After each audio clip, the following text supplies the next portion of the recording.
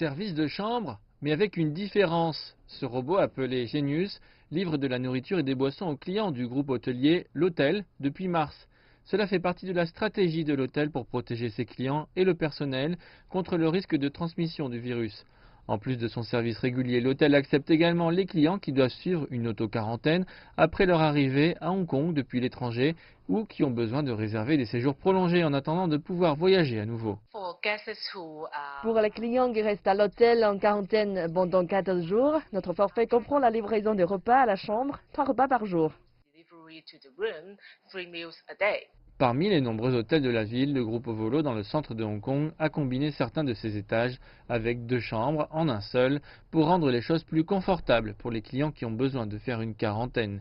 Il fournit également de l'équipement pour faire de l'exercice et offre d'autres activités pour garder les clients occupés. Un concierge peut aussi leur faire des courses en ville.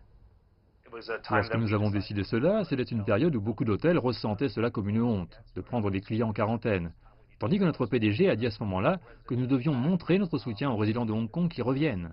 C'est aussi une grande opportunité pour nous et nous avons beaucoup de clients d'entreprise qui cherchent à avoir 14 jours bloqués pour leurs collègues. Le tourisme à Hong Kong a été impacté par le coronavirus. Les arrivées pendant les 8 premiers mois de l'année ont baissé de plus de 90%.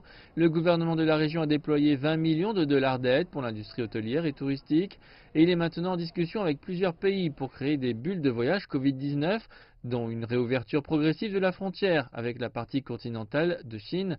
Les experts du tourisme disent que les signes sont prometteurs pour une reprise de l'industrie dans les prochains mois. Nous regardons avec encouragement ce qui se passe dans l'intérieur du pays. Le nombre de visiteurs pour la semaine d'or était un peu en baisse, mais le transport aérien était probablement pareil à celui de l'année dernière. L'autre région que je vois avec encouragement, c'est Macao, où les exigences de quarantaine ont été progressivement levées pour les arrivées de la partie continentale. Donc je pense que Hong Kong peut apprendre beaucoup de l'expérience de l'intérieur du pays. L'année dernière, Hong Kong a été classée ville la plus visitée au monde selon le spécialiste du marché Euromonitor. L'industrie locale de l'hôtellerie et du tourisme espère désespérément conserver cette position lorsque les voyages mondiaux retourneront à la normale.